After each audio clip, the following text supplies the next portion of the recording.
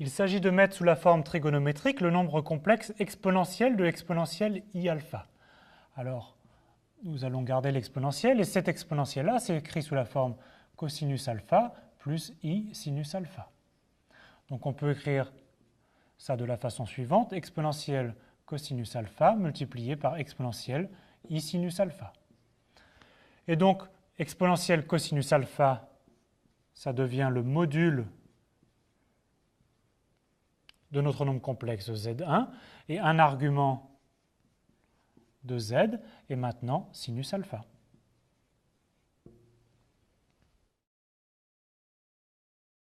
Nous allons maintenant exprimer le nombre complexe exponentielle iθ plus exponentielle 2iθ sous la forme module argument. Donc quand on a ici une somme de deux exponentielles, c'est une bonne idée de factoriser par exponentielle ici de la moitié. Donc ici exponentielle de 3iθ sur 2.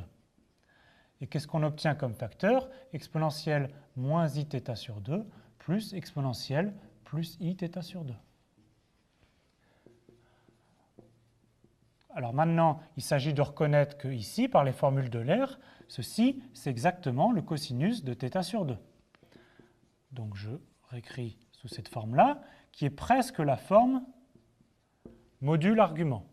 Il y a un petit piège à éviter, c'est que le module d'un nombre complexe doit être un nombre positif. Et ceci n'est pas toujours un nombre positif. Donc on va distinguer deux cas.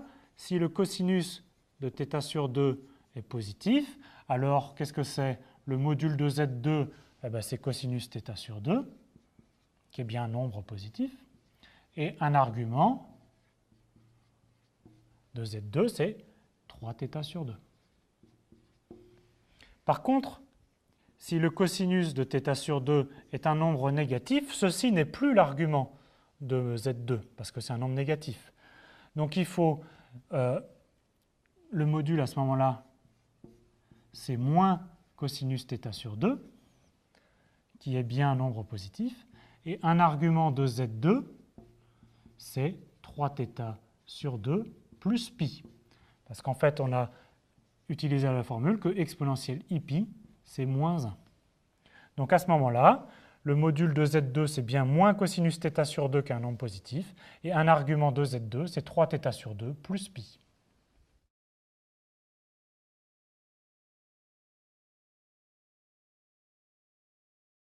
Nous savons que la forme trigonométrique des nombres complexes est particulièrement adaptée à la multiplication. Par contre, elle n'est pas du tout adaptée à l'addition. Alors quand on a la somme ici de deux nombres sous la forme exponentielle, exponentielle iu plus exponentielle iv, on a vu que c'était une bonne idée de factoriser par la moyenne, exponentielle i u plus v sur 2, et on obtient exponentielle i u moins v sur 2 plus exponentielle moins i u moins v sur 2.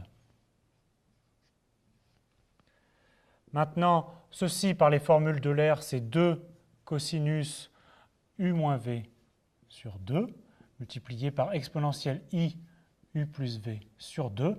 Et ceci, c'est presque la forme trigonométrique. Il faut juste faire attention si le cosinus est positif ou négatif.